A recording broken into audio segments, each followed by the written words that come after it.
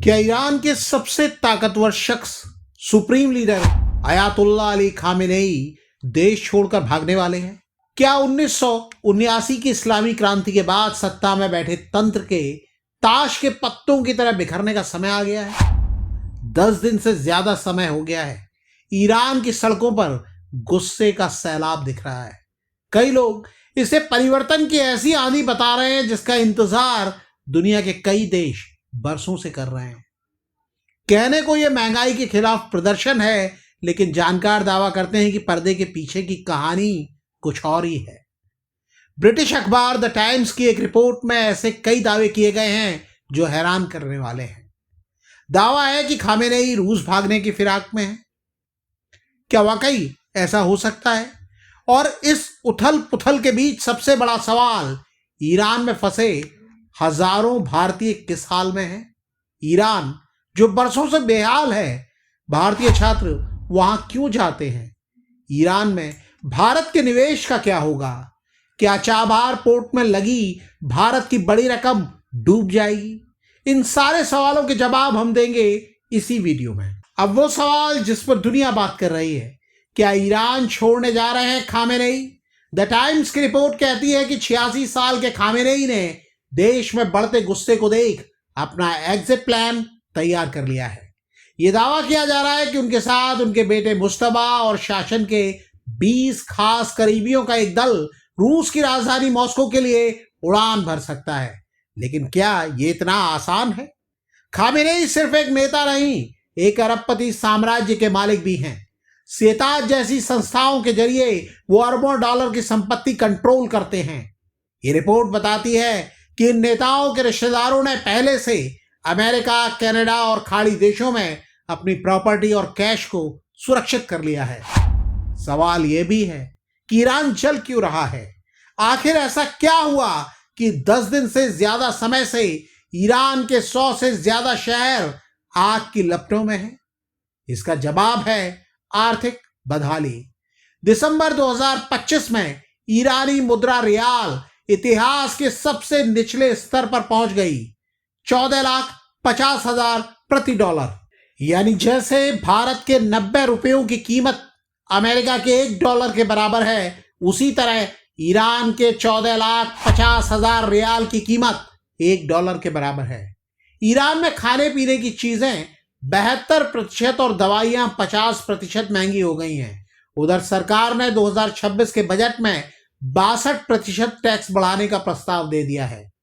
Iran की जेन ज़ी यानी युवा पीढ़ी सड़कों पर है। उन्हें आज लगता है कि उनके पास नौकरी नहीं है और भविष्य भी खतरे में दिखता है। रिपोर्टों में दावा किया गया है कि विरोध प्रदर्शन के दौरान 45 से ज्यादा लोगों की मौत हो चुकी है, जिनमें 8 मासूम बच्चे शामिल हैं।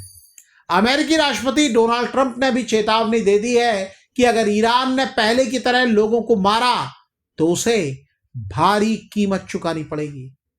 सवाल भारतीय लोगों और भारतीय छात्रों को लेकर भी है।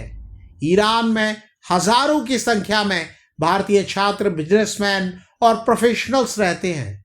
सरकारी आंकड़ों की माने तो करीब 3,000 भारतीय मेडिकल छात्र वहां पढ़ाई कर रहे हैं। अब आप पूछेंगे कि जब ईरान दशकों से बदहाल है तो भारतीय युवा ईरान जाते ही क्यों हैं? इसके 3 बड़े कारण हैं। पहला, कम फीस। ईरान में 6 साल की MBBS की फीस 15 से 30 लाख रुपए है, जो बांग्लादेश या अन्य देशों से आधी है। दूसरा कारण है धार्मिक शिक्षा। कुम और शिराज जैसे शहर शिया समुदाय के लिए दुनिया के सबसे बड़े शिक्षा केंद्र हैं। तीसरा, सांस्कृतिक जुड़ाव। कश्मीर को ईरान सगीर यानी छोटा ईरान कहा जाता है। वहां के छात्रों को ईरान का माहौल अपने घर जैसा लगता है। लेकिन अब ये छात्र मुसीबत में हैं। All India medical student association AIMSA ने विदेश मंत्री S जयशंकर से गुहार लगाई है कि बच्चों को वहां से रेस्क्यू किया जाए। भारत सरकार ने नॉन एसेंशियल यात्रा से बचने की सलाह दी है भारतीयों को, लेकिन जो वहां पहले से हैं उनके लिए ईरान में डर का माहौल है। आपको यह भी देखना होगा कि ईरान अंदर से बिखर रहा है और बाहर उसके गठजोड़ टूट रहे हैं। ईरान की कथित एक्सेस ऑफ रेजिस्टेंस, जिसमें हमास, हिजबुल्लाह और हूती शामिल थे, इजराइल के हमलों के बाद कमजोर पड़ चुकी है। ईरान की दिक्कत से भारत की चिंताएं कुछ और भी हैं। भारत ने चाबहार पोर्ट में $500 मिलियन का निवेश किया हुआ है। ये पोर्ट पाकिस्तान को बाईपास करने का रास्ता है। इंटेलिजेंस सूत्रों का कहना है कि अगर ईरान में सप्लाई चेन टूटी तो चाबहार का काम ठप हो जाएगा। ये दावा भी किया जा रहा है कि दुनिया का 20% तेल जिस रास्ते से आता है, अगर वो बाधित हुआ तो भारत में पेट्रोल की कीमतें आसमान छूने लगेंगी। क्या ईरान में तख्ता पलट होने जा रहा है? ईरान के चीफ जस्टिस ने प्रदर्शनकारियों को सख्त सजा की चेतावनी दी है। वहीं प्रदर्शनकारी क्राउन प्रिंस रजा पहलवी की वापसी की मांग कर रहे हैं। भारत के लिए यह समय बहुत सावधानी से चलने का है। भारत को अपने निवेश और रणनीतिक हितों का ध्यान रखना है। भारत को 3000 छात्रों और हजारों भारतीय नागरिकों की सुरक्षा भी सुनिश्चित करनी है, जो आज उस सुलगते और तपते माहौल के बीच फंसे हैं। ईरान में लड़ाई 20वीं सदी की उस कट्टरपंथी सत्ता जिसके इजराइल और अमेरिका जैसे मजबूत देश विरोधी है और 21वीं सदी के ईरानी युवाओं के बीच है। आगे क्या होगा, ये तस्वीर धीरे धीरे साफ होगी और आगे और साफ होगी। आपको क्या लगता है? कमेंट करके हमें अपनी राय बताइएगा जरूर।